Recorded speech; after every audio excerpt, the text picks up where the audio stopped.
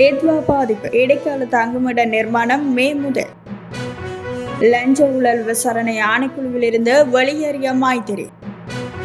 நிதியமைச்சின் செயலாளர் வீட்டின் முன் பதட்டம். போராட்டக்காரர்களை சாணியால் தாக்கி விரட்டிய மக்கள்.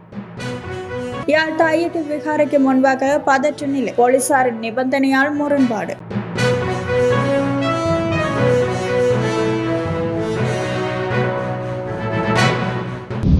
டெத்வா புயலால் பாதிக்கப்பட்ட சமூகங்களுக்கான இடைக்கால தங்குமிடங்கள் அமைப்பது தொடர்பான ஒருங்கிணைப்பு கூட்டம் பாதுகாப்பு பிரதி அமைச்சர் மேஜர் ஜெனரல் அருண ஜெயசேகரவின் தலைமையில் அண்மையில் இராணுவ தலைமையகத்தில் நடைபெற்றது. மிகவும் பாதிக்கப்பட்ட மாவட்டங்களான கேகாலை, கண்டி, நுவரெலியா மற்றும் பதுளையில் இடைக்கால தங்குமிட திட்டங்களின் முன்னேற்றத்தை ஆய்வு செய்வதிலும் அவற்றை செயல்படுத்துவதை விரைவுபடுத்துவதிலும் இந்த கலந்துரையாடல் முன்னெடுக்கப்பட்டது. இந்த திட்டத்தின் முதன்மை நோக்கம் இடம்பெயர்ந்த சுமார் 1000 பேரை பாதுகாப்பான மற்றும் வசிக்க தகுந்த தங்குமிடங்களில் தற்காலிகமாக மீள்குடியேற்றுவதாகும். இலங்கை இராணுவத்தின் பொறியியல் நிபுணத்துவம் மற்றும் மனிதவளத்தை பயன்படுத்தி கட்டுமான பணிகள் மே முதல் வாரத்தில் தொடங்கி குறுகிய காலத்துக்குள் முடிக்க திட்டமிடப்பட்டுள்ளது. இந்த முன்னெடுப்பானது அரசாங்கத்தின் இலங்கையின் மீளமைப்பு திட்டத்தின் செயல்படுத்தப்பட்டு வருவதாக பிரதி அமைச்சர் வலியுறுத்தினார். மேலும் உரிய நேரத்தில் இந்த பணியை நிறைவு செய்வதை உறுதி செய்யும் வகையில் தெளிவான கால அட்டவணையுடன் கூடிய விரிவான செயலாக்க திட்டத்தை சமர்ப்பிக்குமாறு இலங்கை அதிகார சபைக்கு அவர் அறிவுறுத்தினார். பாதுகாப்பு தரநிலைகளுக்கு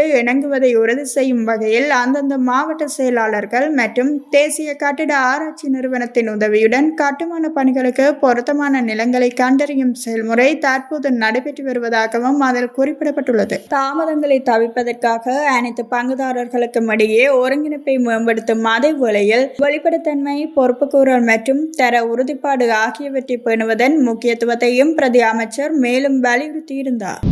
முன்னாள் ஜனாதிபதி மைத்திரிபால சிறிசேன லஞ்ச ஊழல் விசாரணை ஆணைக்குழுவில் இருந்து வெளியேறினார். லஞ்ச அல்லது ஊழல் குற்றச்சாட்டுகளை விசாரணை செய்யும் ஆணைக்குழுவினால் முன்னெடுக்கப்பட்டு வரும் விசாரணை ஒன்றுக்காக வாக்குமூலம் வழங்குவதற்காக அவர் இன்று முற்பகல் ஆணைக்குழுவுக்கு வருகை தந்திருந்தார். அதன்படி குறித்த வாக்குமூலத்தை வழங்கியதன் பின்னர் அவர் வெளியேறியுள்ளதாக தெரிவிக்கப்படுகின்றது. நீதியமைச்சின் செயலாளர் ஹர்சன சூரிய பெருமவின் ஆக்குரைகொட பகுதியில் உள்ள வீட்டுக்கு முன்பு இன்று காலை ஆர்ப்பாட்டம் ஒன்று முன்னெடுக்கப்பட்டது. திரைச்சேரியிலிருந்து 2.5 மில்லியன் அமெரிக்க டாலர்கள் ஹேக்கர்களினால் திருடப்பட்ட சம்பவம் தொடர்பில் நிதி அமைச்சின் செயலாளருக்கு எதிர்ப்பு தெரிவிப்பதற்காக இந்த ஆர்ப்பாட்டம் இடம்பெற்றது. சுகேஸ்வர பண்டார உள்ளிட்ட நவ ஜனதா பெரமுன கட்சியின் ஆதரவாளர் குழுவினரால் இந்த போராட்டம் ஏற்பாடு செய்யப்பட்டது. அங்கு அவர்களின் கூச்சலிட்டு ஆர்ப்பாட்டத்தில் ஈடுபட்டிருந்த போது சுகேஸ்வர பண்டார உள்ளிட்ட சிலரது மீது பொதுமக்கள் சிலர் முட்டை மற்றும் சாணியால் தாக்குதல் நடத்தியதாக தெரிவிக்கப்படுகின்றது. இதனைத் தொடர்ந்து இரு தரப்பினருக்கும் இடையே முறுகல் நிலை ஏற்பட்டதால் அந்த பகுதியில் பதற்றம் நிலவியது. இந்த நிலையில் போலீசார் சம்பவ இடத்துக்கு வந்து நிலைமையை கட்டுப்படுத்தினர். தாயிட்டியில் சட்டவிரோத விகாரை அமைந்துள்ள காணி உரிமையாளர்களை விகாரை பகுதிக்கு பதவிகளை மேற்கொண்ட பின்னரே அனுமதிப்போம் என பலாலி போலீசார் காணி உரிமையாளர்களுடன் முரண்பட்டமையால் அந்த பகுதியில் பதற்றம் ஏற்பட்டுள்ளது. தாயிட்டி சட்டவிரோத விகாரை அமைந்துள்ள காணி உரிமையாளர்களில் காணி உறுதிகள் வைத்துள்ள 17 பேரின் காணிகளை அளவீடு செய்வதற்காக இன்றைய தினம் செவ்வாய்க்கிழமை விகாரை அமைந்துள்ள பகுதிக்கு வருமாறு மாவட்ட செயலர் 17 பேருக்கும் மாவட்ட செயலர் கடிதம் மூலம் அழைப்பு விடுத்தார். அதன் அடிப்படையில் காணி உரிமையாளர்கள் விகாரை பகுதிக்கு சென்ற வேளை விகாரைக்கு அருகில் போலீஸ் வீதி தடையை ஏற்படுத்திய போலீசார் விகாரை பகுதிக்கு செல்வோரின் அடையாள அட்டைகளை பரிசோதித்து பதிவுகளை மேற்கொண்டதுடன் காணி உரிமையாளர்களின் பெயர்கள் அடங்கிய ஒரு பட்டியலை கைகளில் வைத்து சோதனையிட்டு பெயர் பட்டியலில் பெயர் உள்ளவர்களை மாத்திரமே அனுமதிப்போம் என தெரிவித்தனர். இதனால் எமது காணிகளை அடையாளம் காட்ட வருமாறு மாவட்ட செயலர் கடிதம் மூலம் அறிவித்துள்ளார். அதனால் தாம் வந்தோம் பதிவுகளை மேற்கொண்டு போலீஸ் கெடுபிடிகளுக்கு முகம் கொடுப்பதுதான் எமது காணிகள் அடையாளம் காட்ட வேண்டும் என கூறினால் நாங்கள் திரும்பி வீடு செல்கிறோம் என போலீசாருடன் தர்க்கப்பட்டனர். இதனால் அந்த இடத்தில் குழப்பமான நிலைமை ஏற்பட்டது. அதேவேளை தென்னிலங்கையில் இருந்து சில பிக்குகள் உள்ளிட்ட தென்னிலங்கை வாசிகள் சிலர் எந்த பதிவுகளும் இல்லாமல் உள்ளே சென்றுள்ளனர் என்றும் அவர்களுக்கு இங்கும் உரிமை காணி உரிமையாளர்களான எங்களுக்கு இல்லையா என போலீசாரிடம் காணி உரிமையாளர்கள் கேள்வி எழுப்பினர். தற்போது காணி அளவீட்டு பணிகளுக்காக நில அளவை திணைக்கள அதிகாரிகள், தொழில் திணைக்கள அதிகாரிகள், மாவட்ட செயலர் உள்ளிட்ட அதிகாரிகள் வருகை தந்துள்ள நிலைமையில் நாடாளுமன்ற உறுப்பினர் சஸ்ரீ பவானந்தராசாவும் வருகை தந்துள்ளார். காலை 8 மணிக்கு அளவீட்டு பணிகள் ஆரம்பமாகும் என அறிவிக்கப்பட்ட நிலையில் காலை 10 மணி வரையில் அளவீட்டு பணிகள் எவையும் முன்னெடுக்கப்படாத நிலை காணப்படுகின்றது.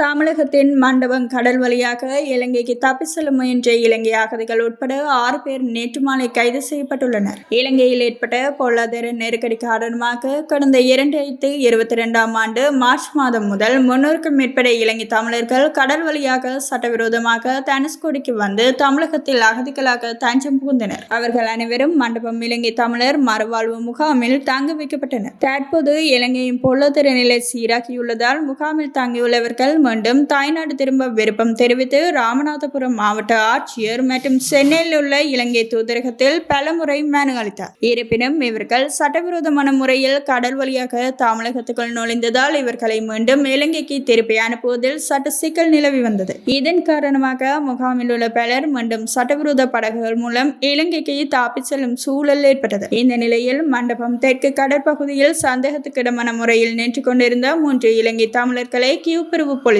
நேற்று மாலை பிடித்து விசாரணை நடத்தினர். விசாரணையில் அவர்கள் யாழ்ப்பாணம் குருநகர் பகுதியைச் சேர்ந்த 48 வயதுடைய ஜிம் ஸ்டீவ், அவரது மனைவி 47 வயதுடைய ராஜினி மற்றும் அவர்களது மகள் 20 வயதுடைய திபேந்தினி என்பது தெரிய வந்தது. இவர்கள் சட்டவிரோத படகு மூலம் இலங்கைக்கு தப்பி செல்ல காத்திருந்ததை ஒப்புக்கொண்டனர். இதனையடுத்து அவர்களுக்கு உதவியாக டீசல் மற்றும் பைகளுடன் நின்றிருந்த மண்டபம் எருமைத்தரவை பகுதியைச் சேர்ந்த 3 என மொத்தம் 6 பேரை போலீசார் கைது செய்தனர். ஒப்படைக்கப்பட்ட 6 பேர் மீதும் வழக்கு பதிவு செய்த மண்டபம் போலீசார் அவர்களை நீதிமன்றத்தில் ஆயர்படுத்திய நிலையில் அவர்கள் சிறையில் அடைக்கப்பட்டுள்ளனர்.